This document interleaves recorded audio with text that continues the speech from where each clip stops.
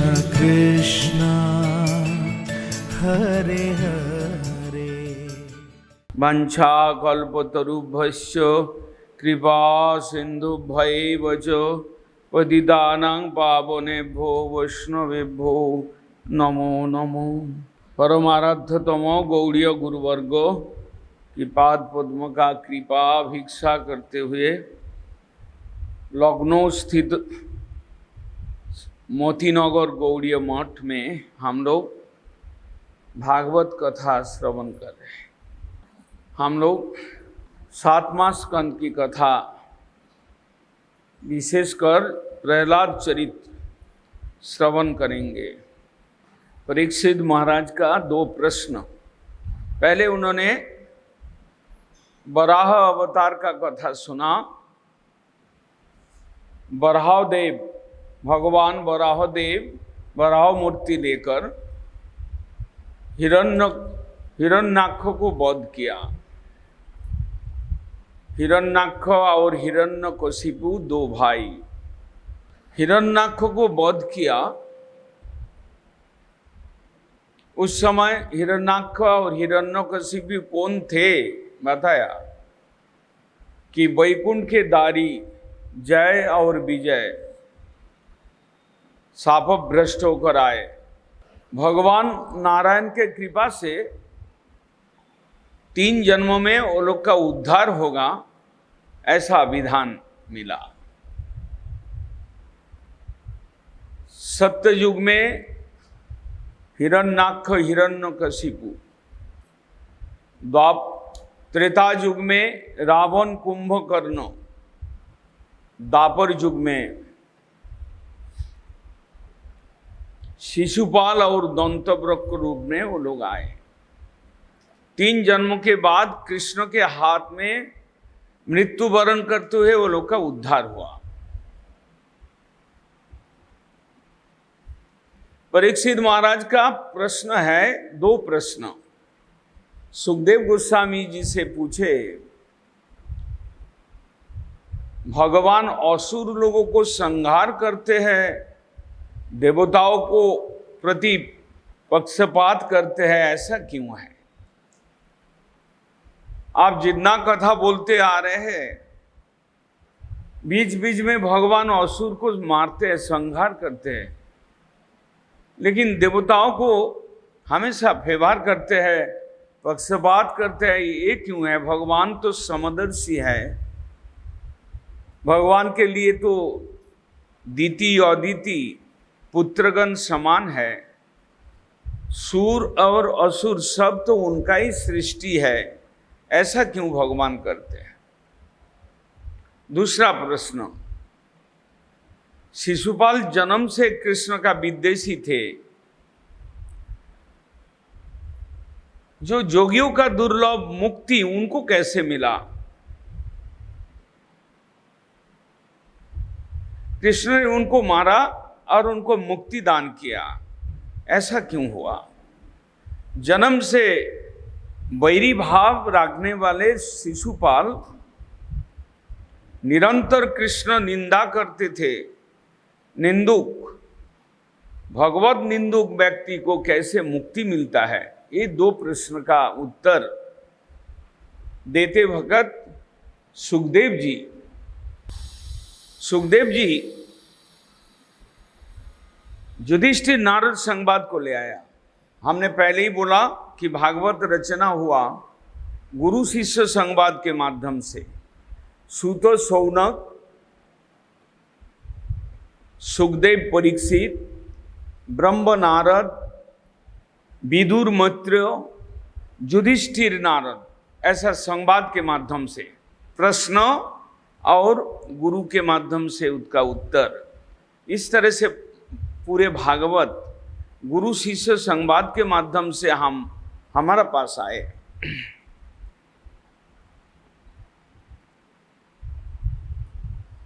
सुखदेव जी कहते हैं कि भगवान समदर्शी है, पक्षपात नहीं करते हैं।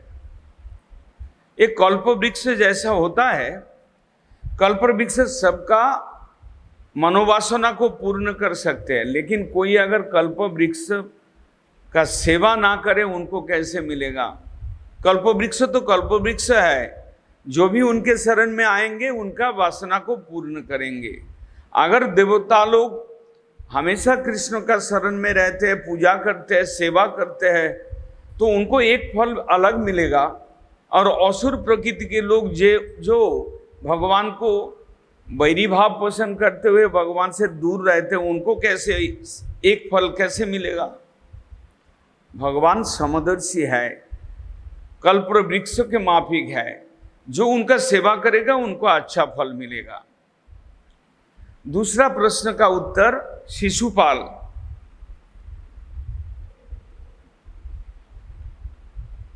जन्म से ही कृष्ण विमुख थे, वैरी भाव रखने वाले थे, उनको कैसे मुक्ति हुआ? वास्तव में गौड़ीय गुरुवर्ग जो टीकाकार है, रूप सनातन आदि, ये लोग बोले शिशुपाल का मुक्ति नहीं हुआ, शिशुपाल तो वैकुंठ गति प्राप्त किया, जय विजय जहां से आया वहां पर गए। ऐसे कथा के माध्यम से मुक्ति दिखाया जाता है, वो परम मुक्ति प्राप्त किया। और क्यों किया?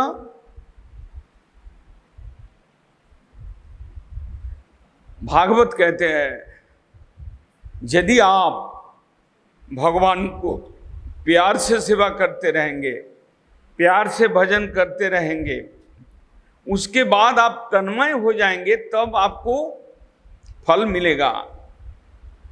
लेकिन आप वैरी भाव से भी अगर तन्मयता लाभ कर सकते तो भी आपको मुक्ति मिलेगा। तन्मयता प्राप्त करना वो आवश्यक है। इसलिए भागवत कहते हैं, कामात देशात भयात स्नेहात यथा भक्तेश्वरे मनो आवेश तदघं हित्वा बहवोस तद्गतिं गता। कामात गोप्पो भयात कंसो देशात चैदादयो निपो संबंधात विष्णयो भक्ता वयं विभो। भगवान कल्पतरु है, किसी भी भाव से आप उनका चिंतन करें आपको कल्याण है। काम भाव से गोपियों ने भजन किया था, उनको मिला, प्राप्त हुआ। और भय से चालित होकर कंस ने उनका चिंतन करते थे, उससे भी उनका मुक्ति मिला। और वैरी भाव से शिशुपाल उनको प्रति अपना चित्त का आवेश आया, तो भगवान ने उनका कल्याण कर दिया। जेनो केनो प्रकारेनो मनो कृष्णे निवेशाय। आप किसी भी प्रकार से मन को कृष्ण में लगाएं, आपका कल्याण होगा। मन को कृष्ण में लगाना, मन को कृष्ण में बैठाना, मन को कृष्ण के चिंतन में डुबो देना, चाहे किसी भी उपाय से हो। चाहे आप रोज प्यार से भगवान का आरती कर रहे हो, सेवन कर रहे हो, भोग लगा रहे हो, चाहे आप भय से चालित होकर निरंतर कृष्ण चिंतन कर रहे हो। कंस ने जैसा ही उनको समझ में आया, देवकी देवी के अष्टम गर्भजात संतान से उनका मृत्यु है, तब से उनके अंदर, हृदय के अंदर भय अंकुरित हुआ। धीरे धीरे वो भय बढ़ता गया, बढ़ते बढ़ते बढ़ते बढ़ते कंस एकदम कृष्ण को चिंतन में ही डूब गए। आप अगर ईश्वर चिंतन में डूब जाएंगे, किसी भी उपाय से करें, उससे आपका कल्याण, चरम कल्याण। इसी तरह से शिशुपाल भी कृष्ण निंदन करते करते कृष्ण मैं उनका भावना हृदय हो गया। वैरी भाव से और मित्र भाव से, सेवक भाव से, किसी भी भाव से आप कृष्ण चिंतन में डूबे। लेकिन एक बात जरूर भागवत टीकाकारों ने कहा कि इसके लिए आप कंस और शिशुपाल का अनुगमन करेंगे या आप गोपी जैसा भगवान को सर्वेंद्रिय से सेवा करते थे, प्यार करते थे, प्यार के माध्यम से आप भगवान को चिंतन करेंगे। यदि वैरी भाव से भी आपको मुक्ति मिल सकता है, अच्छा बात है, लेकिन हम उन प्रभु, जो प्रभु हमको वैरी भाव से सेवा करने के पश्चात भी हमको मुक्ति दे सकता है, तो हम उनको प्यार क्यों ना करें। प्यार करने से, प्रभु को प्यार करने से जो प्रेम मिलता है, वो वैरी भाव और भय से वो चीज नहीं मिल सकता है। भगवान प्रेम के वस्तु है। हृदय के अंदर जो प्यार है, हम सभी के हृदय में प्यार है, कम ज्यादा गाढ़ा कुछ भी, वो प्यार हम बांट देते। स्त्री के प्रति, पुत्रों के प्रति, रिश्तेदार के प्रति, देश के प्रति प्यार बांट देते हैं। कोई भाग्यवान जीव भगवान को प्यार देते हैं, और वो भी अगर संपूर्ण रूप से दें तो उनका जीवन धन्य होगा, इसमें क्या संशय है। भगवान यदि शिशुपाल को मुक्ति दे सकता है, आप यदि प्यार से देंगे तो आपको मुक्ति से बढ़कर आपको प्रेम फल मिलेगा कि नहीं, इसको सोचना है। लेकिन एक चीज जरूर भागवत में उल्लेख है कि प्यार का सेवा, प्रेम सेवा करते करते जितना देर से आपको कृष्ण में आवेश आएगा, बैरी भाव से बहुत जल्दी आवेश आता है। इसलिए 3 जन्मों में कंस आदि, 3 जन्मों में शिशुपाल आदि, 3 जन्म में मुक्ति लाभ किया। प्यार से करते कई जन्म लग जाता, उसका कोई हिसाब नहीं है, लेकिन वो देर से फल देगा। परीक्षा लेते लेते भगवान एकदम सोना के अंदर जो मैल है उसको जला जला कर एकदम प्योर सोना बना देंगे, उसके बाद वो अपने ओर खींचेंगे, उससे पहले नहीं। इसलिए कृष्ण भक्ति करने वाले को हमेशा प्रस्तुत रहना चाहिए, तैयार रहना चाहिए कि हम यदि प्यार से कृष्ण को भजन करेंगे, उनका नित्य सेवा मांगेंगे, तो हमको निश्चित रूप से बहुत सारी बाधा, विपत्ति, परीक्षा हमको देकर जाना पड़ेगा। हिरण्याक्ष का मृत्यु हुआ, हिरण्यकशिपु क्रोधित हो गए। मनुष्य के अंदर क्रोध रहता है, देवताओं में क्रोध रहता है, मुनि ऋषियों में क्रोध रहता है, असुर लोगों के बारे में तो और क्या कहना है। उन लोग तो स्वभाव से ही अधिक क्रोधित होते हैं। हिरण्यकशिपु जैसे उनको मालूम चला कि विष्णु भगवान वराह रूप लेकर आए और हमारा भाई को वध किया, विष्णु से उनका शत्रुता शुरू हो गया। उन्होंने देखा कि विष्णु के ऊपर अत्याचार करना है, लेकिन विष्णु तो छुपा के रहते हैं, हर एक जीव के हृदय गुफा के अंदर छुपा के रहते हैं विष्णु, हर एक अणु परमाणु के अंदर छिपे रहते हैं विष्णु, तो हम उनको कैसे बदला लेंगे विष्णु का। बहुत सोचकर उन्होंने बुद्धि लगाया कि देवता के प्रति विष्णु बड़ा प्रसन्न है, देवो दीजो, ब्राह्मण के प्रति, ब्राह्मण विष्णु के प्यारा होता है, देवता लोग विष्णु का प्यारा है, गौ माता विष्णु का प्यारे है। इस तरह से वो हिरण्यकशिपु स्वर्गलोक को आक्रमण कर दिया, मारो। अपना चेला लोगों को बोला कि एकदम ये लोग को भगाओ यहां से। सृष्टि के आदि से देवता और असुर में लड़ाई चलते आ रहा है आज भी। देव प्रकृति के मानुष के साथ असुर प्रकृति के मानुष चढ़ बैठता है, उनके ऊपर चढ़ जाते हैं। हिरण्यकशिपु स्वर्गलोक का आक्रमण कर दिया। जहां ब्राह्मण देखो उसको पिटाओ, जहां देवता का स्थान है, मंदिर है, वहां पर अत्याचार शुरू कर दो। देवता लोग सब स्वर्गलोक से भाग गए, भागना शुरू कर दिया और अपना असुर गण को बोला कि इस स्वर्गलोक में तुम लोग रहने लगे। और उन्होंने सोचा कि विष्णु से पंगा लेना है, थोड़ा सा हमको सचेत रहना चाहिए, क्योंकि ये निश्चित रूप से सबसे शक्तिशाली है। सबसे शक्तिशाली को अगर मारना है, मैं तो उसको मारूंगा, विष्णु को निश्चित रूप में मारूंगा, लेकिन हमको बल ठीक ठाक हमको बल को जुगाड़ करना है। इसलिए स्वर्गलोक में वो अत्याचार शुरू करने के पश्चात वो तपस्या में चले गए। असुर लोक का प्रकृति ऐसा है कि तपस्या के द्वारा बल को संचय करना और देवताओं के प्रति उस बल को अत्याचार में लगा देना, ये असुर लोगों का हमेशा स्वभाव रहा।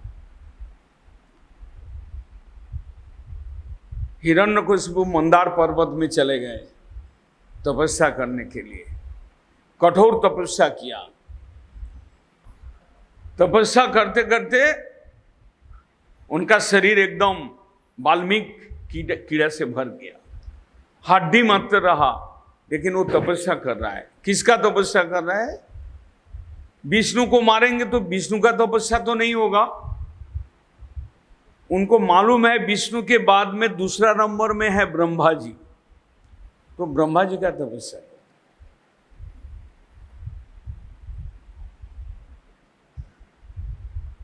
इतना कठोर तपस्या किया, तपस्या का इतना तेज होता है, बल होता है, धरित्री कांपते रहते हैं, ताप, बड़ा गर्मी उठता रहता है, आग जलता है। तपस्या का अग्नि में देवलोक भी जलते रहते हैं। एकदम सत्यलोक तक वो आग वहां पर ताप पहुंचा। ब्रह्मा ने देखा कि कोई तपस्या कर रहा है।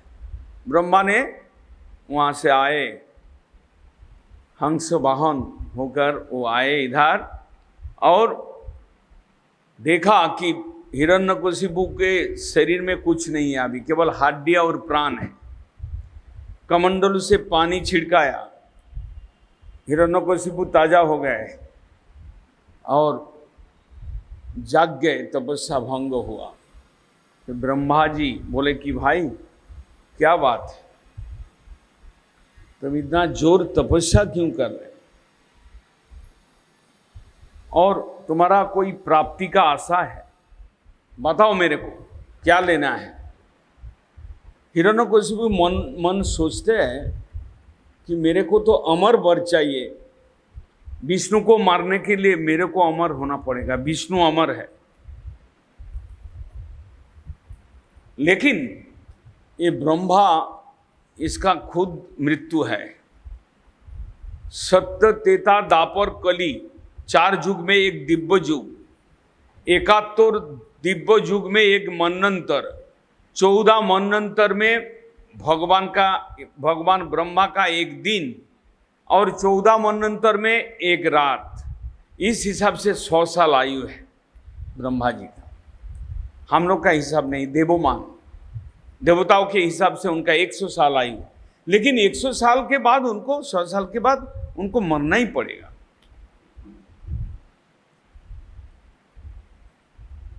तो हिरण्यकशिपु सोचा कि मेरे को तो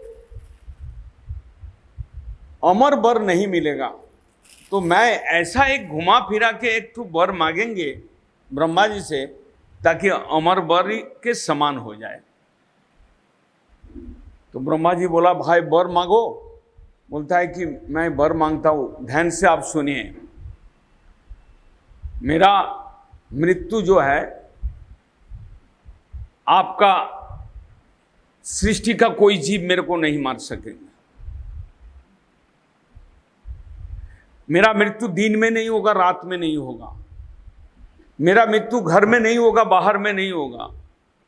मेरा मृत्यु स्थल में या जल में नहीं होगा। किसी प्राणी के किसी अस्त्र शस्त्र से मेरा मृत्यु नहीं होगा।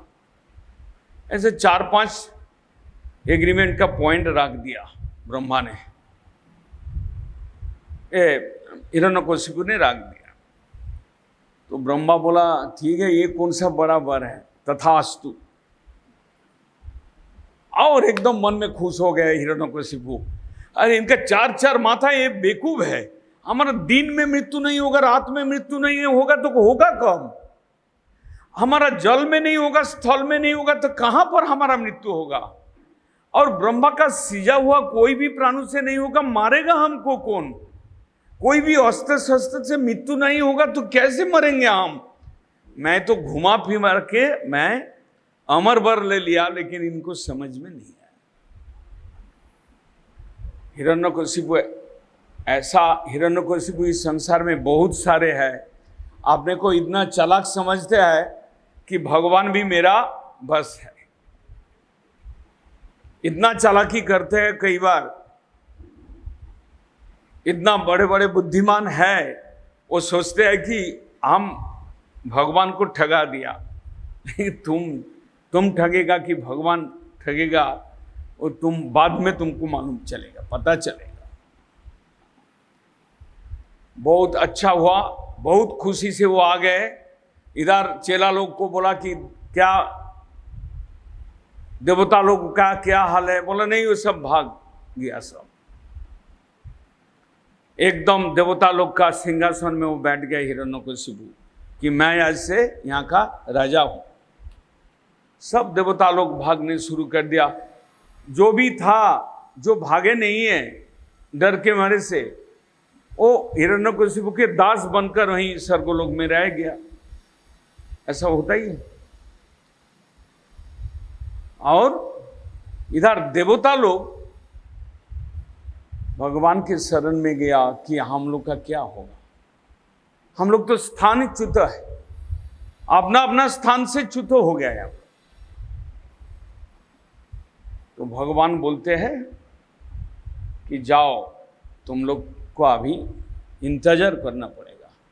अभी असुर शक्ति बलवान है, इसलिए तुम लोग छुपा कर रहो।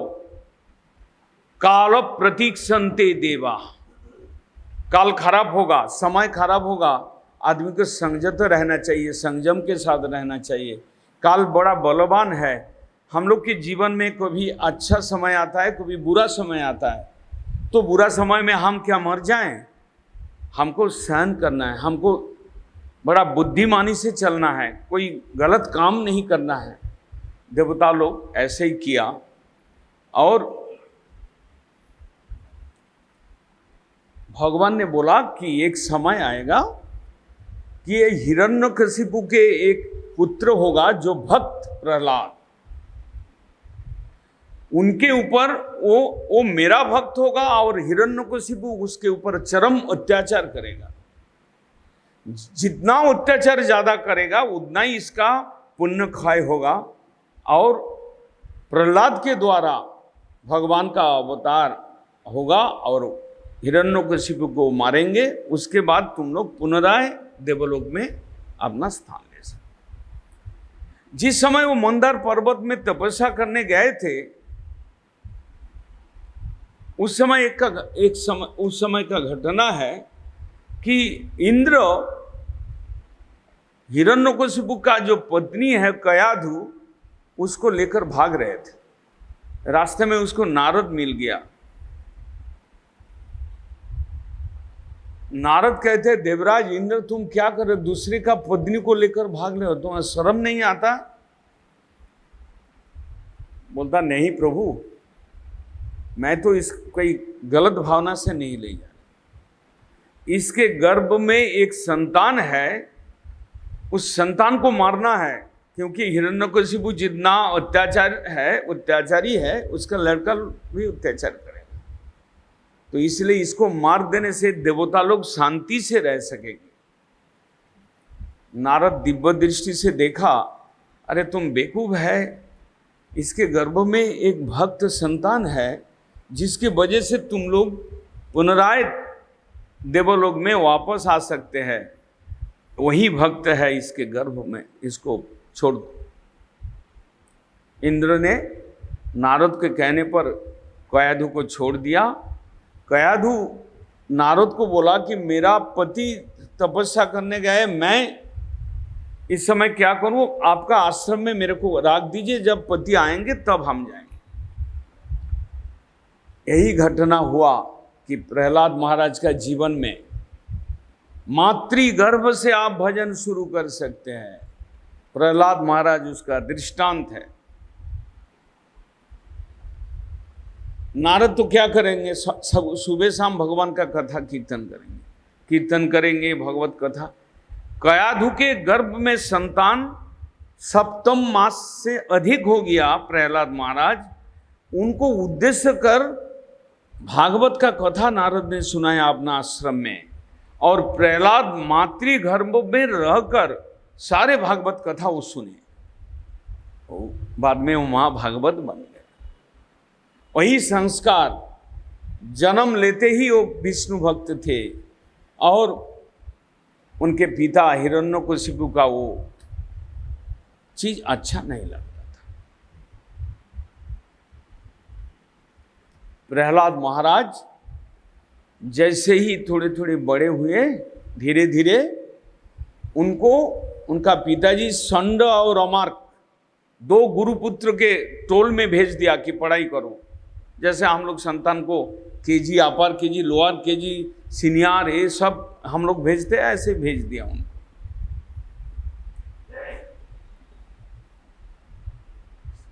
शुक्राचार्य के दो पुत्र हैं, षंड और अमार्क, वही लोग पढ़ाते थे। असुर कुल के गुरु है, गुरुपुत्र के पास भेजना बड़ा ही गौरव का बात था, इसलिए हिरण्यकशिपु ने अपना लड़का को, उनका 4 लड़का था और यही कनिष्ठ संतान है प्रहलाद। पढ़ रहे हैं, स्कूल में पढ़ रहे हैं, अपना टोल में पढ़ रहे हैं। जितना छात्र है उसके अंदर ये प्रहलाद का दिमाग बहुत तेज था, फास्ट। गुरु कोई बात को सिखा देते हैं, वो तुरंत याद कर लेते थे, और लड़का से ये बहुत तेज था। कोई भी प्रश्न होता था तुरंत बोल देते थे प्रहलाद। षंड और अमार्क बहुत गर्वित थे कि मेरा, हम लोग का ये छात्र बड़ा पढ़ने में बड़ा तेज है। कुछ दिन पढ़ने के बाद घर गए और पिताजी के पास मिलने के लिए षंड अमार्क को दोनों ने अपना प्रहलाद को ले गया पिताजी के पास। बहुत दिन बाद पुत्र को देखा, कनिष्ठ पुत्र को देखा, तुरंत गोद में लिया और गोद में लेकर बैठाया और प्रहलाद को चुम्बन किया, मस्तक में चुम्बन किया, और बोलते हैं प्रहलाद कैसे हो तुम, पढ़ाई लिखाई तुम्हारा कैसा हुआ, बहुत अच्छे से पढ़े हो? पिताजी मैं तो बहुत अच्छी तरह से। अच्छा तुम सबसे उत्तम शिक्षा क्या बताओ, तुम इतना दिन जो पढ़े हो उत्तम शिक्षा क्या प्राप्त किए हो?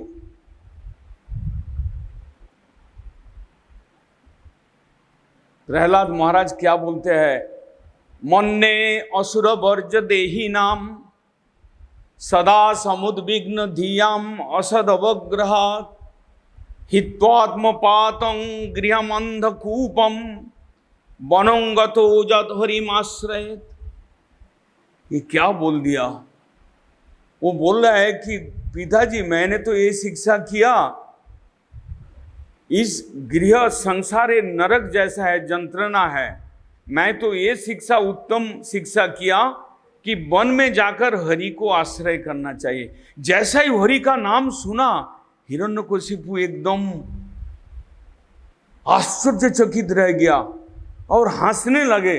अरे क्या बात है, अरे षंड अमार्क क्या किया? ये बालक, इसको किसने बुद्धि दिया? हरि। हरि तो मेरा शत्रु है, और ये बोलते हैं कि घर छोड़कर जाके जंगल में जाकर हरि का भजन करना चाहिए। क्या बोल रहा है? तुम लोग ऐसा शिक्षा दिया? पागल, तुम लोग जाओ बच्चे को ले जाओ, बच्चा का बुद्धि ऐसा, बच्चों का बुद्धि पक्का नहीं होता है, ठीक से पढ़ाओ, ख्याल रखो कोई विष्णु का दूत इसको गुप्त रूप से आके इसका दिमाग को बिगाड़ ना दे। ये अभी से बोल रहा है कि हरि का चरण आश्रय करना चाहिए, मेरा शत्रु है। उनको ये मालूम नहीं है मैं उनका पिता हूं, और पिता का जो शत्रु है उसको उसका नाम लेना ही नहीं चाहिए, ये सिखा दो बढ़िया से। ठीक है, उसको ले गया और संडो मार को रास्ते में बोल रहे, अरे भाई क्या हुआ तुम्हारा? इतना राजनीति, इतना अर्थनीति, इतना समाज नीति सिखाया किताब, और तुम इतना अच्छी तरह से जवाब दे रहे थे, उत्तर दे रहे थे, और पिताजी के पास आके हरि का नाम ले रहे, क्या बात है? हम लोग को भी हरि का नाम बोला। प्रहलाद महाराज ने बोला, नहीं नहीं आप लोग नहीं बोले, मैं तो पहले से ही सीख के आया, पहले से सीखा, मातृगर्भ में नारद से सीखा, वो बात सुप्त है, हिडन है। फिर जाकर शिक्षा देते हैं, और कुछ दिन बाद फिर ले आते हैं पिता के पास। पिता के पास ले आते हैं, लेकिन इस बार सिखा सुखा के ले आया। गुरु संड और अमर वो बड़ा अच्छी तरह से सिखा दिया कि देखो हरि का नाम नहीं लेना, विष्णु का नाम नहीं लेना पिताजी के पास, ये चीज ख्याल रखना। वो तुम्हारा जो हरि विष्णु नारायण ये तुम्हारा पिता का शत्रु है, देखो हमारा मान मर्यादा एकदम धूल हो जाएगा, कभी पिताजी के पास कोई हरि का नाम तुम नहीं लेना। सिखा के पढ़ा के ले आया, अभी गोद में लिया, हिरण्यकशिपु बड़ा प्यार के साथ बोला है। दोबारा प्रश्न किया, सेम प्रश्न, क्या उत्तम शिक्षा तुमने किए हो प्रहलाद? गुरु कुल में जाकर तुम क्या उत्तम शिक्षा किए? इस बार थोड़ा ऊपर का बात, डिग्री थोड़ा आगे। कहते हैं कि पिताजी मैंने शिक्षा किया, श्रवणं कीर्तनं विष्णु स्मरणं पाद सेवनम अर्चनं वंदनं दास्यं सख्यम आत्मनिवेदनम इति पुंसार्पिता विष्णु भक्तिश्चेद नवलक्षणा क्रियते भगवती अध्यात्मन्ये अदितम उत्तमम। प्रहलाद महाराज बोलते हैं कि हरि का श्रवण करना चाहिए, हरि का कीर्तन करना चाहिए, हरि का स्मरण करना चाहिए, हरि का दास्य करना चाहिए, हरि के चरण में आत्मसमर्पण करना चाहिए, हरि के साथ सख्य करना चाहिए। ये नवदा भक्ति है। इस नवदा भक्ति यदि कोई आपने को शरणागत होकर, आपने को भगवान के प्रति शरणागत होकर कोई नवदा भक्ति करेंगे, उससे उत्तम शिक्षा और कोई नहीं। भगवान के प्रति आत्मसमर्पण करना चाहिए।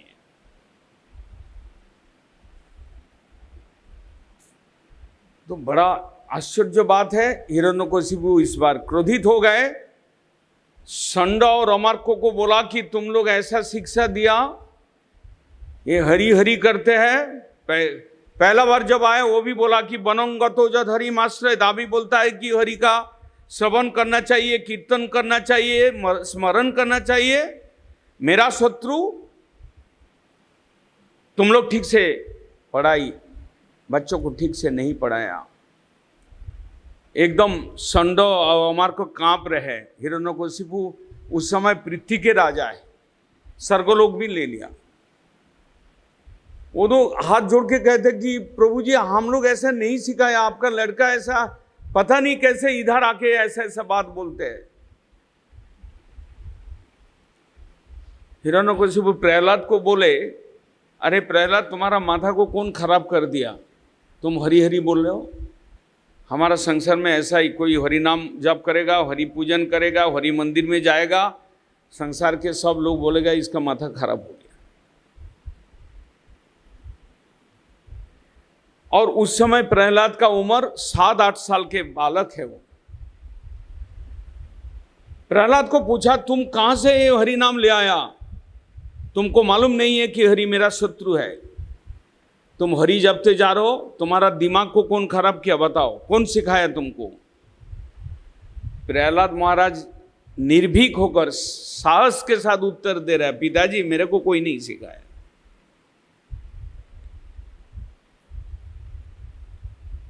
प्रहलाद महाराज बोल रहे हैं, मतीर्न कृष्णे परतो सतो वा। मति, मन कभी अपना प्रयास से या माता पिता भाई बहन रिश्तेदार जो लोग केवल जानते हैं खाना पीना रहना पैसा कमाना ही सब कुछ है, वो लोग से मेरे को हरिमति नहीं आया। मतीर्न कृष्णे परतो सतो वा। मैंने खुद प्रयास नहीं किया हरि को भजन करने के लिए, हरि को जानने के लिए मैंने कोई प्रयास नहीं किया, और ना ही आप जैसा माता पिता के माध्यम से मेरे को हरि के प्रति श्रद्धा मिला। अरे तो कैसा मिला फिर? मतीर्न कृष्णे परतो सतो वा मिथो अभिबद्धते गृहव्रता नाम। जो लोग गृह को व्रत बनाया, गृह में रहना ही व्रत जिनका है, वो केवल आपस में गांव का बात करना, खाने पीने का चर्चा करना, नौकरी का व्यापार का चर्चा करना, ये लोग का यही काम है। अदांत गोभी विशतांत मिश्रम पुनः पुनः चर्बित चर्मना नाम। इस संसार में रहकर नया कुछ नहीं मिलता है, केवल एक ही चीज को चिवाते रहते हैं। जैसे गौ माता घास मिला तुरंत जितना मिला खा लिया और उसको बाद में उसको चिवाते हैं भीतर से लेकर। ऐसे संसार के लोग जो दुखप्रद वस्तु है उसी को लेकर उस चर्चा में डूबे रहते हैं, कभी हरि चर्चा नहीं करते। इसलिए पिताजी आप यदि पूछे कि मैं हरिमति कहाँ से मिला, मैं कहता हूँ कि मैं अपना चेष्टा भी नहीं किया, ना आप लोग से मेरे को शिक्षा, तो कहाँ से मिला? प्रहलाद बोल रहे, आगे बोल रहे हैं, नौते विदु सार्थ गतिं ही विष्णुम दुराशया जे बहिरर्थमानिन अंधा यथा अंधै उपनियमानाम तेऽपि स्वतंत्राम रुदाम निबद्धात्। जो लोग संसार को केंद्र में बैठाया, जो लोग अपना भोग सुख को ही सार बनाया कि संसार में आया, बढ़िया खाना है, बढ़िया पहनना है, बढ़िया घर में रहना है, भोग सुख करना है, ऐसा जिनका मोती वो नहीं जानते कि सार्थ का गति है विष्णु, हमारा स्वार्थ गति है विष्णु। वास्तव में हम इस संसार में कुछ नहीं ले सकते, ये एकदम पुरु दुख दुखम, केवल एक आनंद स्वरूप है भगवान। भगवान को भजन करना, भगवान के पास जाना, भगवान का सेवा करना ही स्वार्थ का गति होना चाहिए। हम सब लोग स्वार्थी है, लेकिन वास्तव स्वार्थ नहीं जानते। ईश्वर बिना जीवन व्यर्थ। यदि ईश्वर का चिंतन नहीं किए, ईश्वर का नाम जप नहीं किए, यदि ईश्वर का भक्ति नहीं किए, तो आपको जन्म जन्म दुख भोगना पड़ेगा। नौते विदु सार्थ गति ही विष्णु। हमारा स्वार्थ यदि आनंद पाना है तो हमको विष्णु का ही शरण लेना चाहिए, लेकिन हम विष्णु को छोड़कर इस संसार में और सब चीज का चर्चा करते रहते। प्रहलाद महाराज जैसे कि भागवत पाठ करना शुरू कर लिया, मेरा माफी, पिताजी के सामने भागवत पाठ कर रहे। पिताजी समझा, अरे तो बहुत अच्छी बात है, मेरे को ज्ञान दे रहा है मेरा लड़का, मैं इसको जन्म दिया, मैं इसको पालन किया और ये मेरे को भागवत सुना रहे हैं। तो प्रहलाद के ऊपर बहुत क्रोधित हो गए और क्या कहते हैं, पिताजी आप धीरे से सुनिए, मेरा हरिमति कैसे आया आपने पूछा ना, तो मैं बताता हूं। नैसांग मोति स्तावद उरुक्रमांग्रिंग अनर्थ अपगमो जात महियसांग मद महत्पदरजो विशिखांग न वृणीत जावत। हरि का प्रति प्यार हो जाए, हरि का प्रति मति बैठ जाए, मन हरि के प्रति बैठ जाए, वो एकमात्र हो सकता है कि कोई महत व्यक्ति, कोई महाजन, कोई महापुरुषों का कृपा से किसी के हृदय में बैठ सकता है। ना तो मैं आप लोगों से सीखा, ना मैं अपना प्रयास से जाना, और ना ही मेरा गुरुकुल में जो पढ़ाई हुआ वो हरि विषयक चर्चा नहीं हुआ। लेकिन किसी भाग्यवान जीव को अगर हरि के प्रति मति हो जाए, निश्चित रूप से जानना पड़ेगा कोई महत व्यक्ति का कृपा उनके ऊपर है, तभी जाके हरि का विषय में मति होती। इतना आसान है हरि के प्रति मति। इस संसार के मोह आसक्ति जाल को काटकर हरि के प्रति श्रद्धा भक्ति बढ़ जाए, ऐसे ही हो जाएगा। या बाजार से खरीद लेंगे हम। प्रहलाद महाराज ने बोला, नैसांग मति स्तावदुरुक्रमांगिंग स्पृशति अनर्थ अपगम जदर्थ महियसांग पादरजो विशिकंग न वृणीत जावत। जब तक किसी व्यक्ति, किसी मनुष्य, किसी प्राणी के ऊपर महापुरुषों का कृपा नहीं होता, तब तक हरि के प्रति उनका मन नहीं बैठ सकता।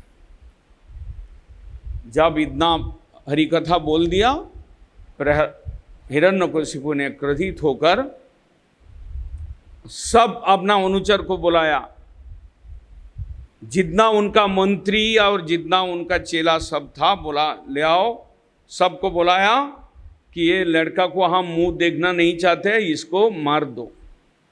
कैसे मारोगे? इसमें ज्वलंत अग्नि का कुंड जलाकर उसमें इसको डाल दो। नहीं मरता है तो समुद्र के ऊपर फेंक दो। नहीं मरता है पगला हाथी के पैर के नीचे दबा दो। नहीं मरता है तो जहरीला सांप इसके घर में छोड़ दो। नहीं मरता है, खाना 3 दिन खाना बंद करके उसके बाद खाना का थाली में जहर मिलाकर इनके सामने रख दो। किसी भी उपाय से हम ये लड़का को देखना नहीं चाहते। प्रेम बिगड़ गया। पिता और पुत्र का प्रेम ऐसा ही होता है, क्षणिक होता है, अपना स्वार्थ। हम हरि को शत्रु समझते हैं, तुमको भी हरि को शत्रु समझना पड़ेगा। मेरा हाँ में तुम हाँ नहीं किया तो तुमको अपना छुट्टी हो जाए। सब असुर सेना, बड़ा बड़ा बलवान, एक 8 साल के शिशु को खींच कर ले गए, लेके आग अग्नि कुंड जलाया और उसके बीच में फेंक दिया उसको। प्रहलाद महाराज देखा कि बड़ा समस्या आ गया, परीक्षा। तो ठीक है, हम जिस हरि का शरण में है, हमको मातृगर्भ में नारद ऋषि में जो हरि का नाम सिखाया, मैं हरि का नाम उसके ही शरण में जाऊंगा, जो होना है होगा। वो अग्नि कुंड में गिरने से पहले हरि का शरण लेता है, और अग्नि कुंड में जैसे ही वो उसका शरीर डाल दिया जाता है तो हरि एक शीतल जैसे वायु प्रवाहित हो रहा है अग्नि कुंड से, उसको बचा देता है। आग उसका शरीर में स्पर्श नहीं कर सकता। आप समझेंगे ये सब तो बेकार वाला बात है, बेकार वाला बात है। आपको कभी समझ में आ जाएगा, अभी नहीं समझ में आएगा। अभी बैंक में है, मोटा रकम है, अभी नहीं समझ में आएगा। अभी शरीर में ताकत है, अभी समझ में नहीं आएगा। लड़का लड़की पोता पोती सब घेरे हुए हैं, लेकिन समझ एक दिन आएगा कि आग में ताप होता है कि नहीं, और हरि का शरण लेने से आग बर्फ के माफिक शीतलता प्रदान करता है कि नहीं।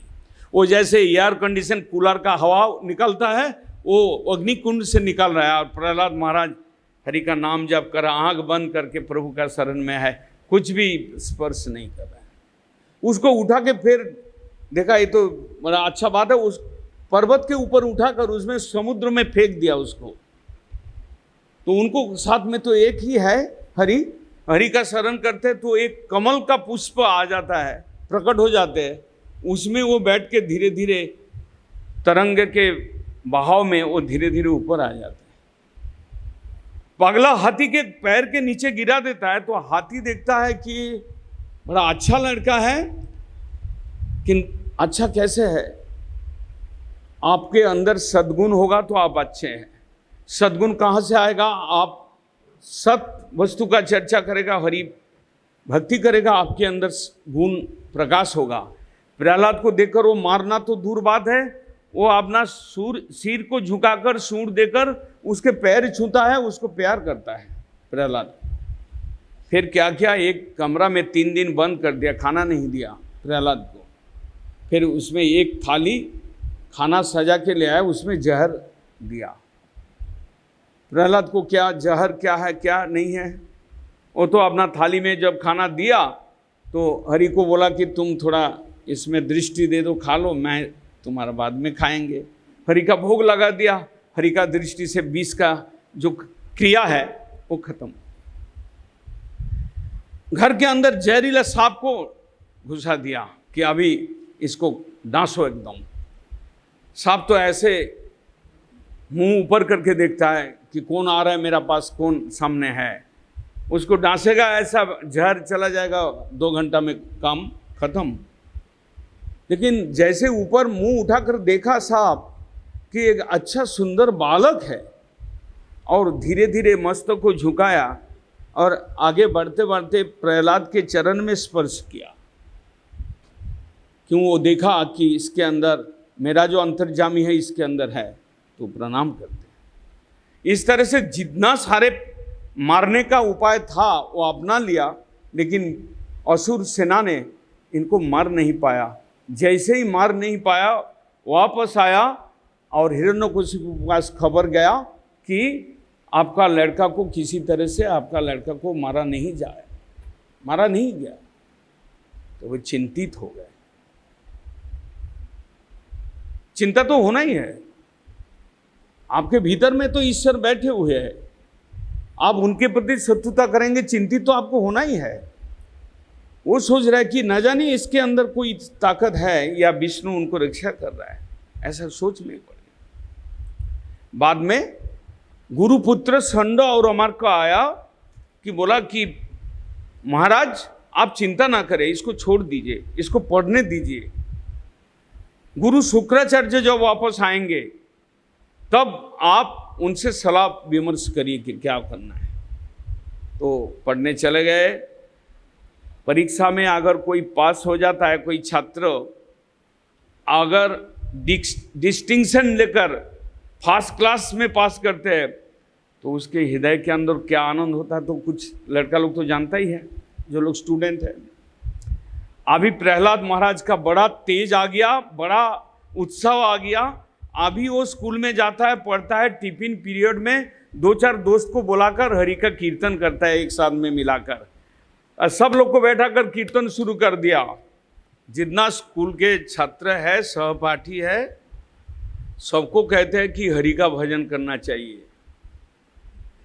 तो असुर कुल के बालक है, बोलते हैं कि हरि का नाम तो जिंदगी में सुना ही नहीं हम लोग, तुम क्या हरि हरि करते हो।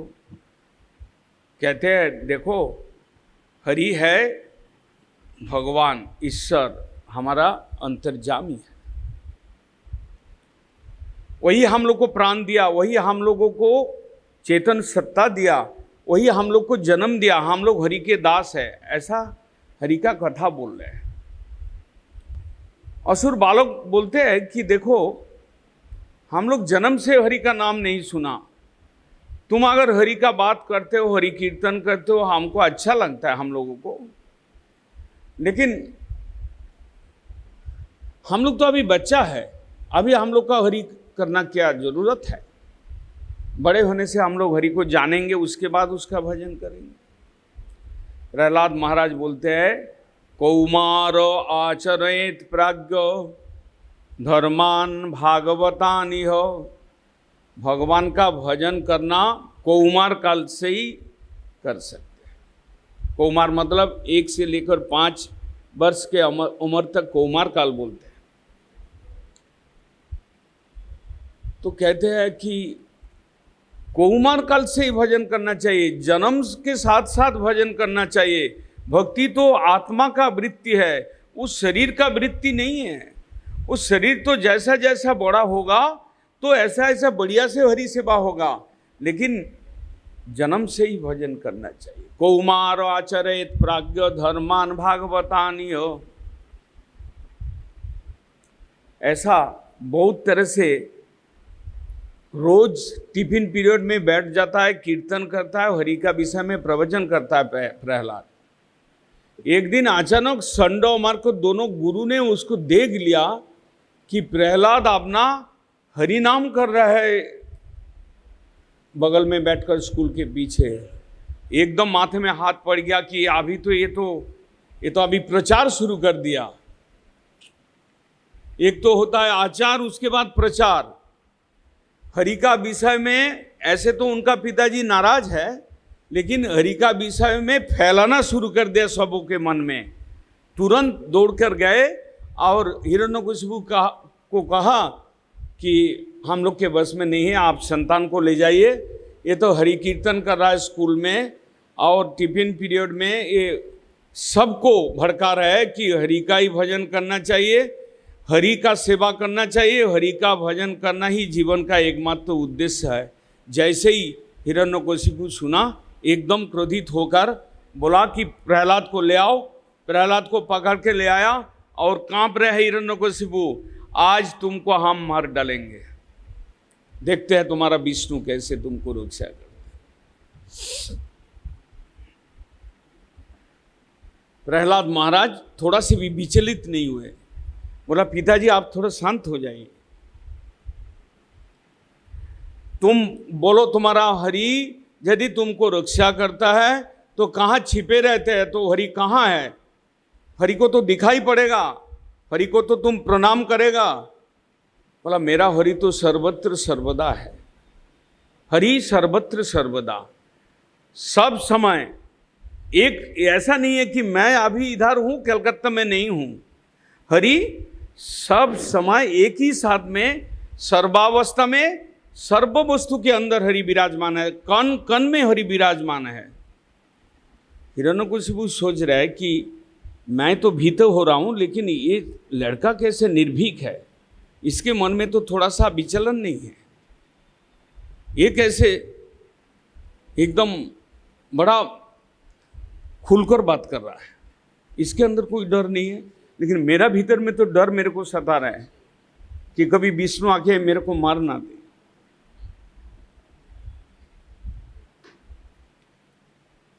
जैसे प्रहलाद महाराज बोला कि मेरा हरि सर्वत्र है, तो हिरण्यकशिपु ने बोला एक खम्मा के अंदर है कि? बोला, निश्चित रूप से है। पिताजी आप शांत हो जाइए, आपके अंदर भी हरि विराजमान है। हरि सबका प्रिय है, हरि सबका मित्र है। हरि छोड़कर मित्र कोई नहीं है संसार में। क्यों उससे पंगा ले रहे हैं आप? क्यों उससे शत्रुता ले रहे हैं? आप बच नहीं पाएंगे हरि के साथ लड़कर। इसलिए अभी भी समय है, हरि में आप शरणागत हो जाए। हरि के साथ आप झगड़ा ना करें, हरि को शत्रु ना समझे, वो परम मित्र है। लेकिन नास्तिकवाद के प्रतीक है हिरण्यकशिपु। नास्तिकवाद, वो जानते कि हरि कुछ नहीं है, इसलिए वो खम्मा में मुष्टाघात किया।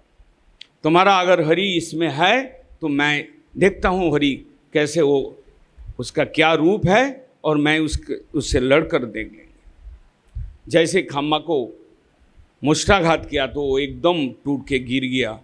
और हिरण्यकशिपु तो देख रहा है इसमें बाली है, रेत है, गिट्टी है, सीमेंट है, लेकिन थोड़ा ही देर में उससे उसके भीतर से गर्जन आया, होंकार आया, एक शेर जैसा गर्जन उसके भीतर से आया। और थोड़ा ही देर में देखते देखते भगवान नरसिंह मूर्ति में प्रकट हो गए खंबे से। आधा नर आधा सिंह, उसका मस्तक सिंह जैसा है लेकिन शरीर नर जैसा है, मनुष्य जैसा है। केवल नखुना शेर के माफिक, सिंह के जैसा नखुना रहता है, ऐसा उसका नखुना था। हंसने लगे हिरण्यकशिपु, हो करके हंसने लगे। मृत्यु का समय आता है तो माथा खराब हो जाता है, बुद्धि बिगड़ जाता है। गदा उठाया और बोला कि आप विष्णु हैं, प्रहलाद का माथा आपने खाया, मैं गदा से आपसे युद्ध करना चाहता हूँ। गदा लेकर भगवान भी तैयार थे, लड़ाई शुरू हो गया। हिरण्यकशिपु और भगवान नरसिंह भगवान बहुत देर तक लड़ाई किया, पटकाया। दोनों मिलकर इतना तगड़ा लड़ाई किया, सब लोग देखकर हैरान रह गए कि विष्णु तो होगा तो एक सेकंड में इसको मार देगा, तो इतना लड़ाई क्यों हो रहा है।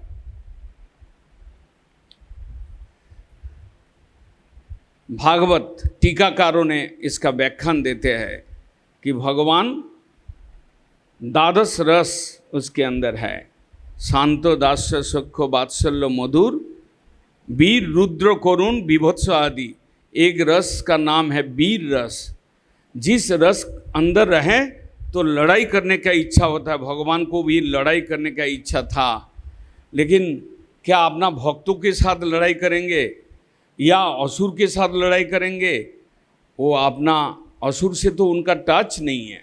इन्होंने क्या कि वैकुंठ से जय और विजय जो उनके भक्त थे, वो दोनों को जब वो सनत कुमार सनातन को बाधा दिया था कि आप जा नहीं सकते, उस समय शाप दिया था कि तुम लोग असुर जनी प्राप्त हो जाओ, वही दोनों जय और विजय हिरण्यकशिपु और हिरण्याक्ष के रूप में आया।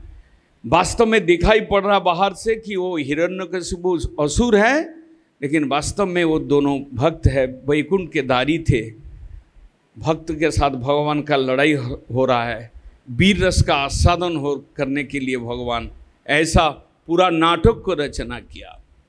और साथ साथ ये भी दिखाना है कि भक्त कितना हमारा प्यारा होता है। साथ साथ ये भी दिखाना है कि शरणागत भक्तों को मैं रक्षा करता हूँ। मैं रक्षा करता हूँ कैसे?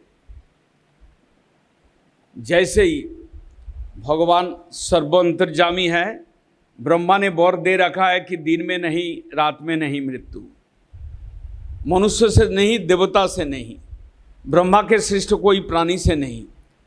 सबको हिसाब करके कैलकुलेशन किया। संध्या के समय पर नरसिंह भगवान उनको पकड़कर अपना गोद में लिया और नखुना से उनका एकदम वक्ष को विदीर्ण किया, ऐसे फाड़ दिया। केवल नहीं फाड़े, उनके भीतर में जो भी माल था उसको एकदम खून तक पीने लगा। वो तो शेर है, बड़ा क्रोधित थे। क्रोध का कारण था मेरा भक्त के ऊपर इतना अत्याचार किया इसने, तो उसका भीतर में जो भी नाड़ी भूड़ी सब को खाने लगा एकदम। जब मर गए उसका शरीर को फेंक दिया नरसिंह भगवान, और एकदम सब लोग देवता लोग वहाँ पर पहुँचे, ब्रह्मा पहुँचे, प्रहलाद महाराज देख रहे कि हमारा प्रभु का क्या विकट रूप है, लक्ष्मी देवी पहुँचे, इंद्र आदि देवतागण सब वहाँ पर पहुँचे, सब देख रहे कि प्रभु का इतना भयंकर मूर्ति है। बाद में ब्रह्मा जी बोलते हैं कि प्रहलाद, प्रभु तुम्हारे वजह से आए, तुम्हारे लिए क्रोधित है, तुम सामने जाओ और प्रभु को प्रणाम करो। प्रहलाद महाराज तो निर्भीक थे भगवान के बल, भक्ति का बल, और जाके नरसिंह भगवान का पैर छुआ, क्रोध समाप्त हो गया। नरसिंह देव अपना भक्तों को गोद में लिया, उठाया, उसका शरीर को लेहन किया, चाटे जैसे कि एक बछड़ा को अपना माँ प्रसव करने के बाद चाटते हैं। उसके बाद प्रहलाद को बड़ा प्यार किया। उसके बाद प्रहलाद को गोद से उतार दिया और बोला कि तुम मेरा स्तुति करो। तो प्रहलाद बोलते कि तो मैं तो मूर्ख हूँ, मैं तो पढ़ा लिखाई क्या किया है, मैं तो आपका कैसे स्तव करेंगे। तो बोला कि भक्ति के बल से तुमको मुंह में सब कुछ आएगा। बहुत सारे श्लोक देकर प्रहलाद महाराज हिरण्य जो नरसिंह भगवान को स्तुति किया। भगवान संतुष्ट हो गए। सत्यं विधातुं निजभृत्य भाषितम् व्याप्तिंच भूतेषु अखिलेषु च आत्मनः अदृश्यतोति अद्भुतं रूपम् उद्वहन् स्तंभे सभायां न मानुषं न मृगं न मानुषम। नरसिंह देव जो रूप लेकर आए वो आधा नर आधा सिंह। जैसे कि ब्रह्मा वर दिया था, सब के सब हिसाब कैलकुलेशन करके भगवान उनको मार डाले। ना दिन में मारा, ना रात्रि में मारा, संध्या के समय पर मारे, ना घर में ना बाहर आंगना में उठान पर मारा, नहीं जल में ना स्थल में, अपना गोद में लेकर मारा। ब्रह्मा के कोई श्रेष्ठ जीव नहीं थे, वो तो स्वयं रूप को प्रकट करके आए। और कोई अस्त्र शस्त्र से नहीं मारे, अपना नखुना से उसको फाड़ दिया। इस तरह से प्रहलाद महाराज उनको स्तुति किया। बाद में नरसिंह भगवान बोलते हैं कि तुम मेरे से वर ले लो।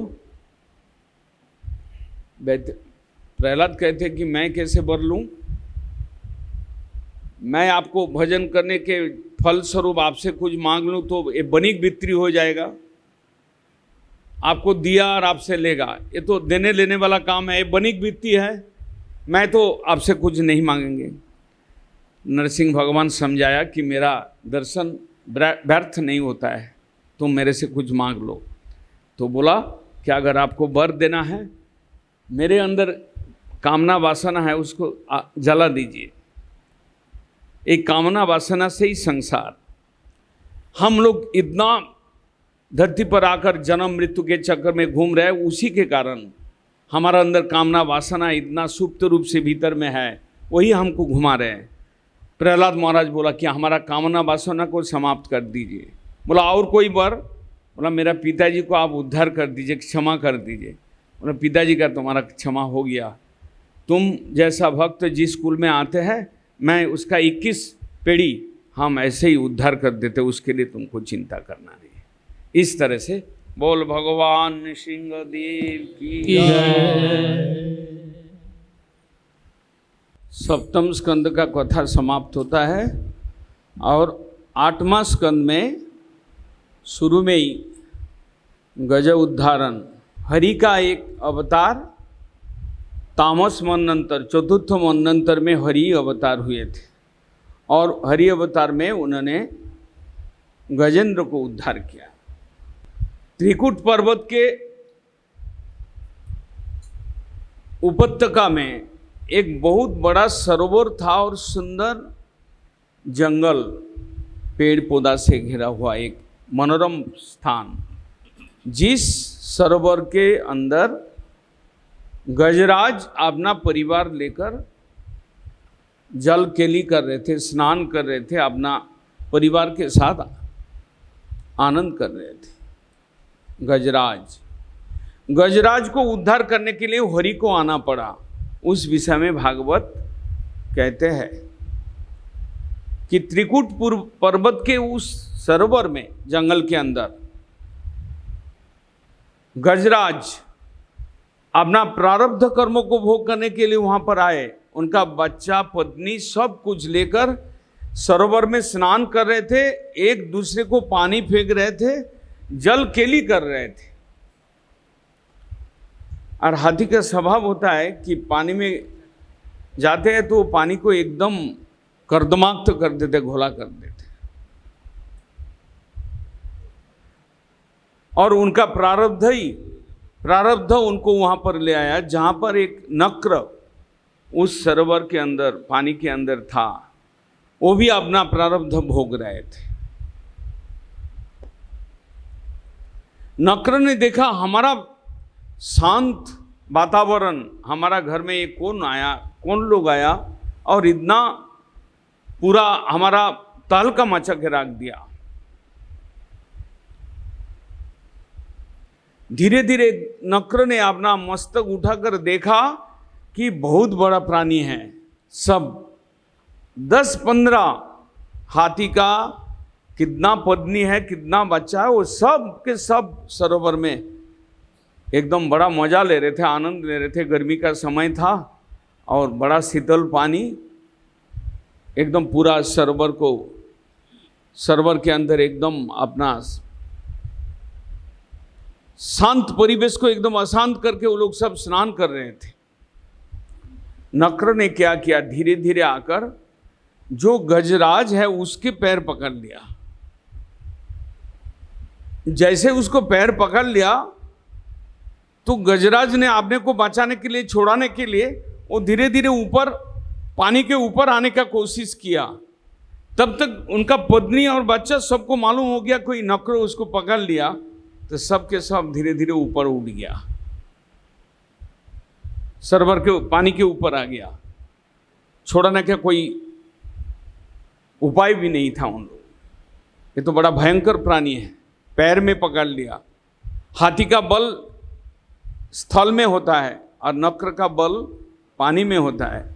नक्र पानी में बलशाली है, हाथी इतना बड़ा उनका चेहरा, और ऐसे वो गजराज, ऐसे नक्र उस गजराज को पकड़े और एक थोड़ा खींच रहे पानी के अंदर और गजराज थोड़ा उनको खींचकर ऊपर ले आने का कोशिश कर से, ऐसे लड़ाई चल रहा है। सहस्र वर्ष तक लड़ाई चला उस समय के समय सत्ययुग में।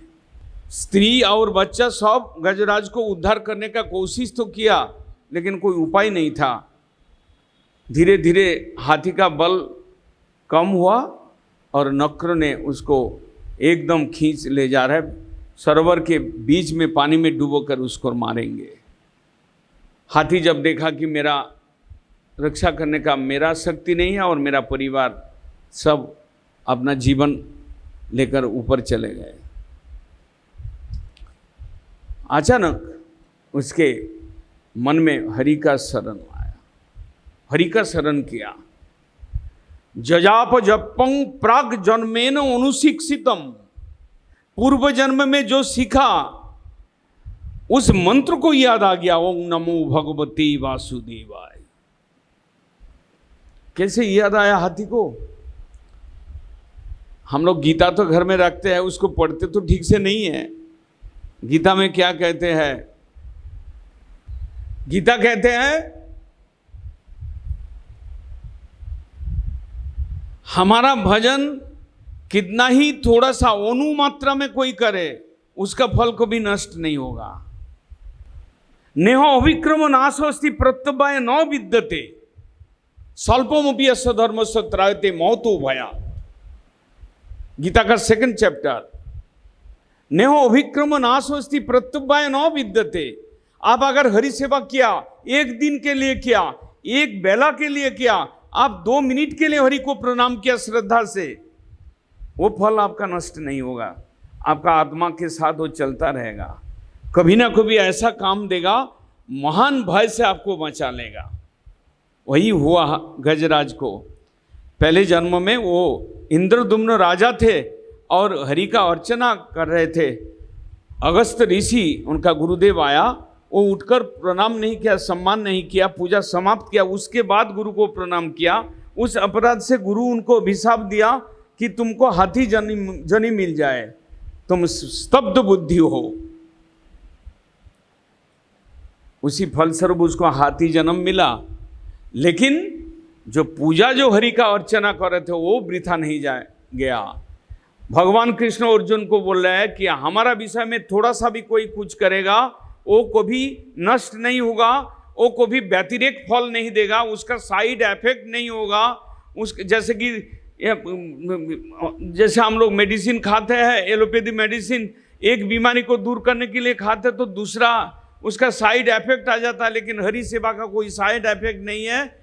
और इफेक्ट है तो थोड़ा सा हमारा प्रति किया तो उसको बहुत बड़ा भय से वो उद्धार पा जाएगा।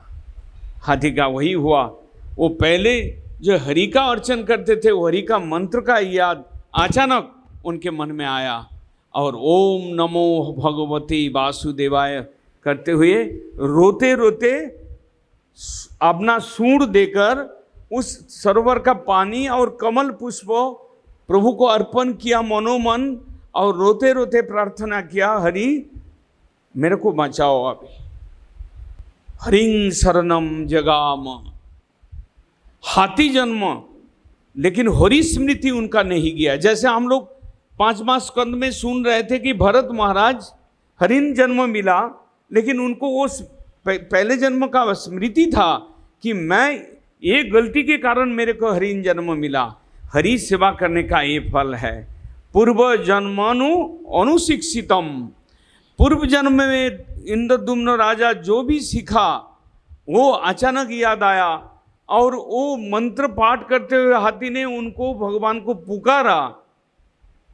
कहते हैं कि हमारा देर है, लेकिन भगवान के दरबार से देर नहीं है।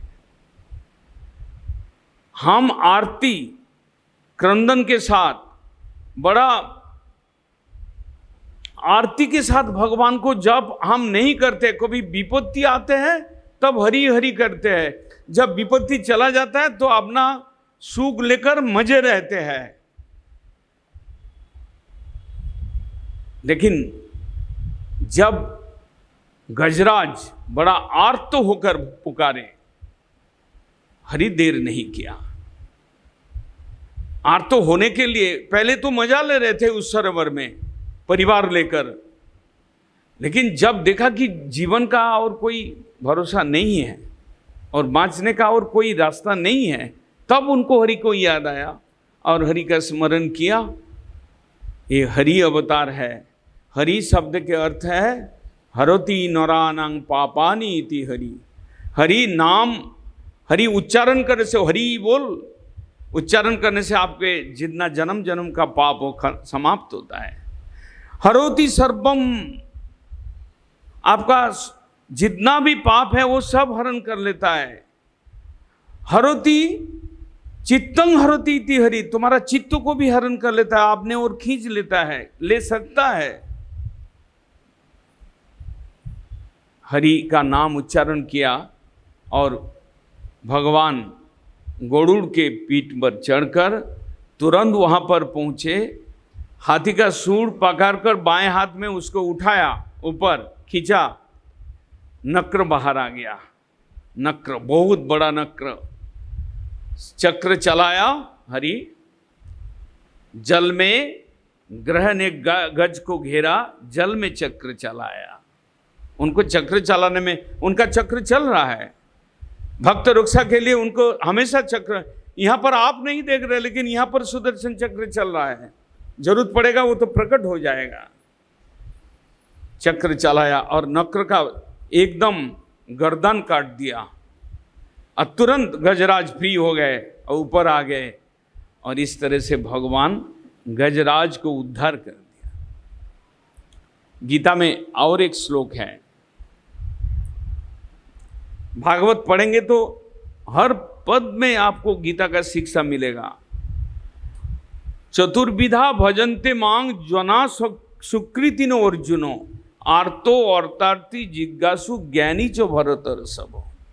4 प्रकार लोग हमारा भजन करता है। कृष्ण अर्जुन को बोला, कभी बड़ा दुख के सामने पड़ जाता, आर्त होकर मेरे को पुकारता है, सुख रहने से पुकारता नहीं है। अर्थार्थी, कुछ पाने के लिए हमारा पास आते हैं, अर्थार्थी। जिज्ञासु, किसी के मन में जिज्ञासा होता है तो मेरा विषय में प्रश्न करता है। जैसे परीक्षित महाराज ने सुखदेव को पूछा। और ज्ञानी चो भरतर सबो, सुखदेव जैसा ज्ञानी माया में ना पढ़कर शुरू से ही, जन्म के शुरू से ही ब्रह्म चिंतन में लग गए थे। हम लोग को अज्ञानता है, इसलिए हम हरि से दूर हैं। हम लोग कभी बहुत बड़ा विपत्ति में पड़ते तो हरि को शरण लेते हैं। हम लोग को कुछ चाहिए तो हरि के पास जाके मांगते हैं। और यदि जिज्ञासा भाग होता है कभी भीतर से जिज्ञासा आता है कि संसार क्या है, भगवान क्या है, हमारा स्वरूप क्या है, माया क्या है, क्यों इस संसार में हमको दुख सताता है, त्रिताप भोगना पड़ता है। ये सब प्रश्न किसी किसी भगवान के जीव भगवान जीव के हृदय में आता है। तब वो साधु के पास जाता है, जिज्ञासा के द्वारा साधु की कृपा से उनको भगवत प्राप्ति का द्वार खुल जाता है। इस तरह से हरि अवतार में भगवान गजराज तो इंद्रदुम्न राजा थे, वो तो पूजा पाठ करते थे। ये नक्र कौन था जिसको हरि का चक्र स्पर्श करके उस चक्र के माध्यम से उसका प्राण गया? वो भी एक हुहु नाम कर गंधर्व थे। किसी समय पानी में खेल कर रहे थे बच्चों के साथ। एक देवल ऋषि वहां पर स्नान करके पूजा पाठ कर रहे थे। वो हुहु गंधर्व क्या किया, पानी से डुबकी लगाकर उनका पैर पकड़कर खींच लिया, कुछ देर तक खींच लिया, उसके बाद छोड़ दिया। तो देवल ऋषि ने देखा मेरा पैर पकड़कर किसने खींचा। उसको जब मालूम पड़ा ये हुहु गंधर्व है, उसको अभिशाप दे दिया, तुम तो मनुष्य और गंधर्व नहीं रहना चाहिए, तुमको तो नक्र पानी में रहना चाहिए। नक्र का स्वभाव तुम्हारा अंदर है, इसलिए तुम नक्र होकर जन्म ले लो। दोनों का प्रारब्ध समाप्त हुआ, दोनों हरि दर्शन किए और अपना उद्धार होकर चले गए। इस तरह से भागवत का कथा है। वामन अवतार का कथा समझ करो। भगवान वामन देव बलि महाराज को कृपा करने के लिए इस धरा पर आए थे। बलि महाराज जो प्रहलाद के वंश में उनका पुत्र के रूप में आए थे, बड़ा पराक्रमी थे और उनके अंदर एक गुण था कि वो दान देने में बड़ा अपने को खुश मानते थे, बड़ा दाता थे। कोई भी आता है उनको दान देता था। एक समय असुर और देवता का लड़ाई हुआ। इंद्र ने अपना पराक्रम के साथ बलि को मार दिया, बलि का मस्तक को छेदन कर दिया। लेकिन गुरु शुक्राचार्य जो बड़ा बलवान थे, असुर कुल के गुरु, मंत्रपुत्र करके बलि को बचा दिया।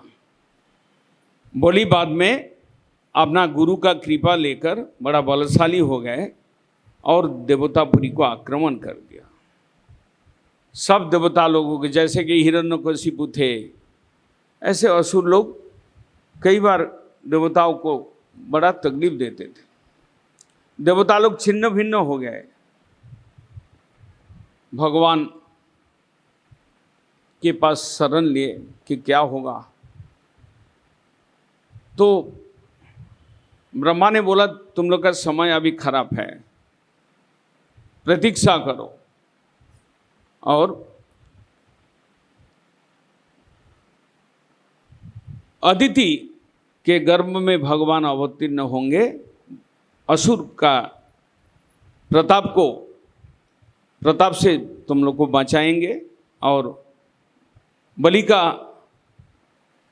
जो पराक्रम है अभी उसको समाप्त करेंगे भगवान।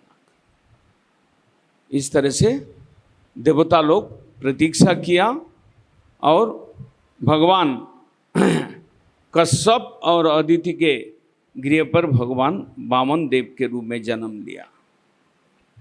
एक पयव्रत किया। कश्यप ऋषि के कहने पर अदिति एक व्रत किया। उस व्रत के फलस्वरूप भगवान उनके घर में आए। वामन देव का जब अवतार हुआ, ये भाद्रो जो आज का तिथि है, द्वादशी तिथि, भाद्रो कृष्णाष्टमी दादू तिथि, अभिजीत लग्न में भगवान वामन देव आए थे। वामन देव बड़ा अद्भुत रूप लेकर आए, एकदम चतुर्भुज रूप। जैसे कि कृष्ण कंस कारागार में जब जन्म लिए थे, वो चतुर्भुज मूर्ति लेकर जन्म लिया देवकी के गर्भों से। ऐसे ही चतुर्भुज मूर्ति से आए भगवान। समस्त देवता लोग वहाँ पहुँचे, ब्रह्मा, शिव, वो सब वहाँ पर पहुँचे, भगवान का जन्म हुआ और वामन देव देखते देखते ही अपना रूप को छोटा कर लिया, नाटा कर लिया। बटुक वामन चतुर्भुज मूर्ति लेकर आए, लेकिन थोड़ा ही देर में अपना रूप को चेंज कर लिया और एक नाटा ब्राह्मण के रूप धारण कर लिया। उनका जब यज्ञोपवीत हुआ, सब देवता लोग आए और सब लोग कुछ ना कुछ उनको यौतुक दिया, कमंडलू, छात्री, जो भी लगेगा। भगवान को क्या अभाव है। सब ब्रह्मा भी आए, लक्ष्मी भी आए, सब लोग आए, शिव जी आए, उनको दान दिया। और धीरे धीरे वो क्या करते हैं कि बलि महाराज एक यज्ञ कर रहे थे, बहुत बड़ा यज्ञ, और उस यज्ञ में वामन देव धीरे धीरे चलते चलते वहाँ पर पहुँच गए। और बलि महाराज का दान देने का स्वभाव था। वहाँ पर जैसे ही अद्भुत वामन रूप लेकर गए तो बलि महाराज प्रणाम किया, सत्कार किया, उनको चरण धो तो पानी भी पिला परिवार को पिलाया, खुद पान किए। उसके बाद बोले कि ब्राह्मण आपको क्या चाहिए? बोलते हैं कि मेरा तो कुछ नहीं चाहिए, मैं तो ब्राह्मण हूँ, कलियुग का ब्राह्मण नहीं हूँ। उस समय कलियुग का ब्राह्मण होगा तो पूरा ले जाते, लेकिन ये भी पूरा लिया, लेकिन छल कपटाई किया कि मेरे को कुछ नहीं, तीपक भूमि चाहिए, मेरे को तपस्या करना है, आराधना करना है हरि का। तो वामन देव को देखकर तो बड़ा मन प्रसन्न हुआ बलि महाराज का, लेकिन बलि महाराज कहते कि तुम बालक जैसा तुम्हारा रूप है, ऐसा तुम्हारा बुद्धि भी बालक जैसा है। तो मेरा दरबार में आया, मैं राजा हूँ और मैं इतना बड़ा यज्ञ कर रहा हूँ, मैं तो दान देने के लिए बैठा हूँ, जो मांगेगा। तुमको और 10-20 ठो गांव चाहिए, बोलो कि गांव भी दे देगा। तुम मेरे से क्या मांगते हो? त्रिपक भूमि, 3 पैर रखने का जो भूमि होता है उतना परिमाण भूमि चाहिए। वो ज्यादा देने तो आ रहे थे बलि महाराज, और कलियुग में तो 1 इंची जमीन के लिए खून हो जाएगा, मर्डर हो जाएगा। और ये तो मांगा तीपक भूमि, और वो भी बलि महाराज मान रहे थे कि बहुत कम मांग रहे हैं।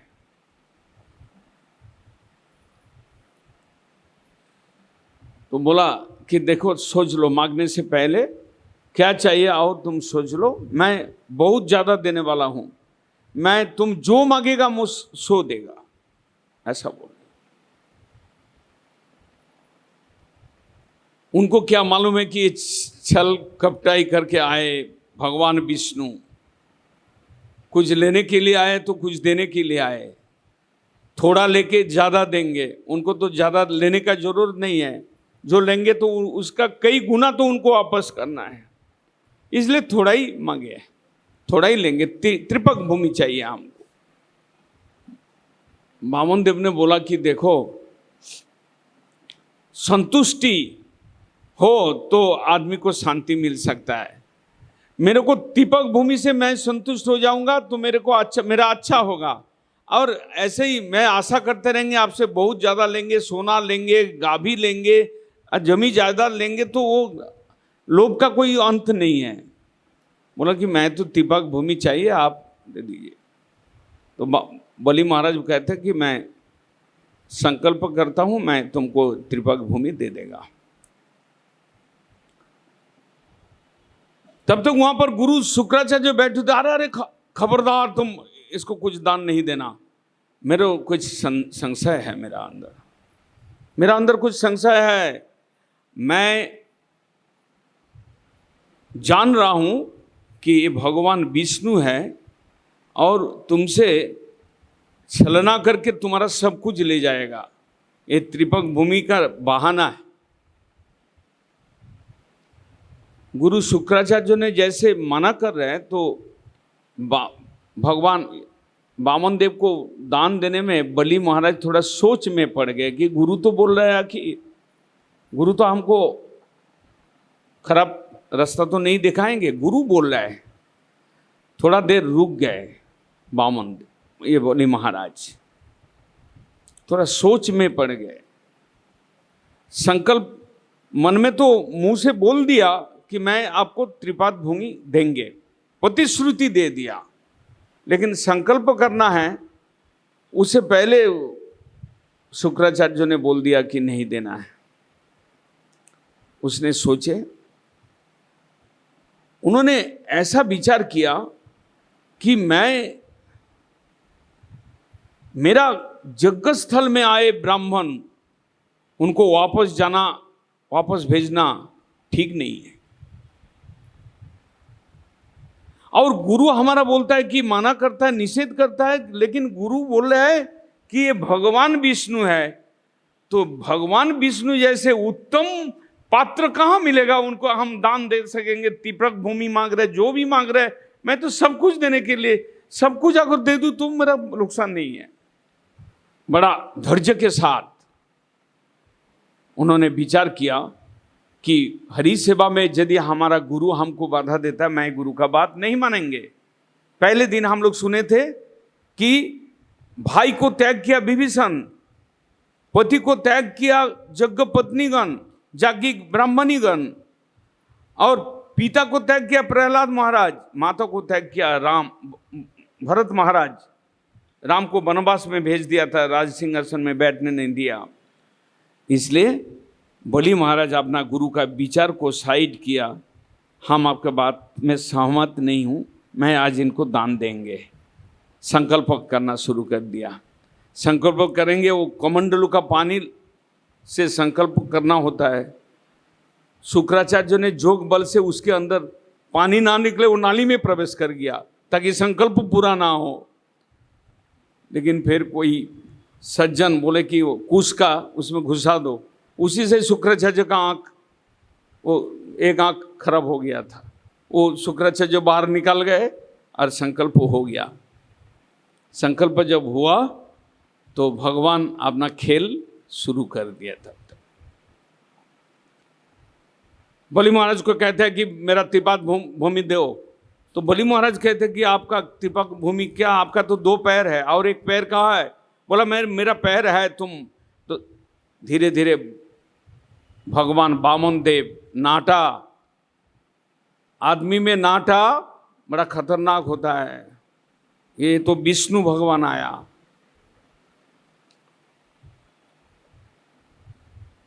उसने क्या किया, अपना 1 पैर से पूरा मर्तलोक को घेर लिया, नीचे का जो भी था वो पैर को बड़ा किया, फुलाया, और दूसरा पैर में ऊपर में स्वर्गलोक को छेद लिया, और तीसरा पैर रखने का कोई जगह नहीं है। बलि महाराज का पूरा राज्य तो उसी में पैर के नीचे चला गया, 1 पैर के नीचे।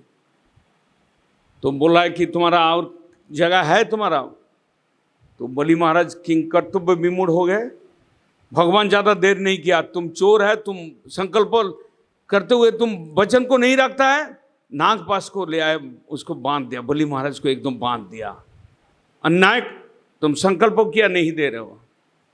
बलि महाराज तो एकदम विपत्ति में पड़ गया, क्योंकि गुरु शुक्राचार्य ने जब कुछ उपाय से उनको रोक नहीं सके, कोई भी उपाय से उसको शाप दे दिया कि तुम्हारा श्री भ्रष्ट हो जाए, तुम्हारा कोई संपत्ति नहीं रहेगा, श्री भ्रष्ट।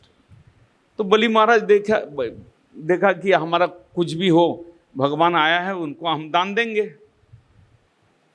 तो जैसा ये खेल चालू हो गया तो बलि महाराज अभी सोच में पड़ गया कि सचमुच गुरुदेव जो बोल रहे थे वो ठीक बोल रहे थे, हमको अभी तो विपत्ति में पड़ गए, लेकिन विपत्ति में अपना धैर्य खोए नहीं, क्या अभी करना है। उन्होंने पट से बोल दिया बलि महाराज कि आपका तीसरा पैर कहाँ है? तो दिखाइए, मैं जमीन दूंगा, जमीन मेरे पास अभी भी है, मेरा माथा तो यहाँ पर तो जमीन है, इसको तो अभी आपने कैप्चर तो नहीं किया, ये तो मेरा मस्तक तो अभी है माचा, आपका पैर निकालिए, कहाँ है तीसरा पैर? भगवान उरुक्रम अपना एक कमर से और 1 पैर निकाल दिया। ये वामन देव हमारा सामने अवतार के रूप में, आलेख्य के रूप में इधर खड़े। जैसे ही वो पैर निकाला, पैर को वर्धित किया, जय जयकार हुआ, देखा कि भगवान वास्तव में अपना भगवत्ता को, अपना प्रभाव को, अपना शक्ति को दिखाया, और बलि महाराज ने अपना मस्तक आगे कर दिया कि पदं तृतीयं शिश्नि में कुरुम, आप तीसरा पैर मेरा मस्तक के ऊपर दे दीजिए, बस अब मेरा संकल्प पूरा हो गया।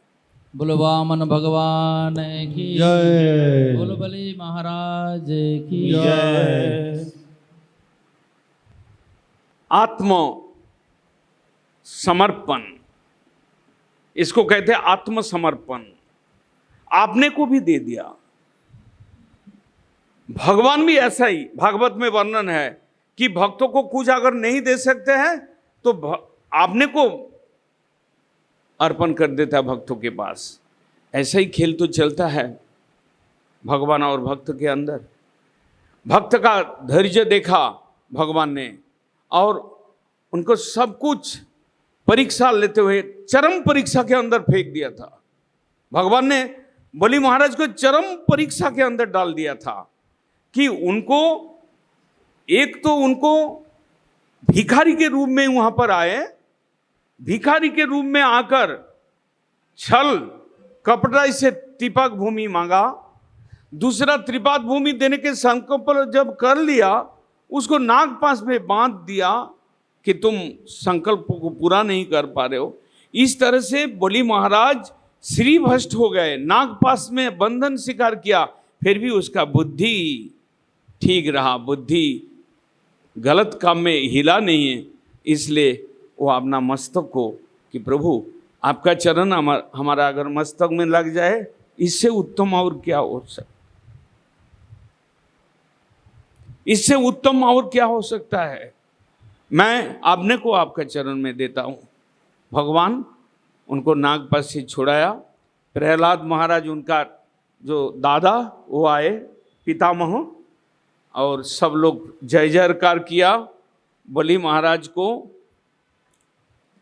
सुतल में ले गए, नीचे तल अतल बीतल सुतल, सुतल का राज दिया उनको बलि महाराज को। तुम यहाँ पर रहो, तुम्हारा यहाँ राज्यत्व है, और मैं तुम्हारा दार पर दारी होकर यहाँ पर रहेंगे, जीवन भर, जिंदगी भर तुम्हारा रहेंगे। इस तरह से भगवान भक्तों को कृपा करने के लिए, कोई भी अगर छलना कर लें, भगवान के लिए वो बुरा नहीं है। भगवान भक्तों को जो देता है वो पूर्ण देते हैं, उसको पूर्ण शांति, पूर्ण आनंद। बलि महाराज जब निकलते थे दरबार से, प्रभु को देखते थे रोज, इससे बढ़कर और क्या चीज उनको मिलना था। तो भगवान आत्मसमर्पण किया बलि महाराज, भगवान भी उनको कृपा किया, आशीर्वाद किया। इस तरह से भगवान वामन देव बलि महाराज को कृतार्थ किए। प्रहलाद के सूत्र पकड़कर, प्रहलाद जैसे भक्त, उनके वंश में पोता के रूप में आए बलि महाराज, इसलिए भगवान उनको पूर्ण रूप से कृपा किया। बोल भगवान वामन देव की जय। बोलो बलि महाराज की जय। राम का कथा नवम स्कंद में रह गया।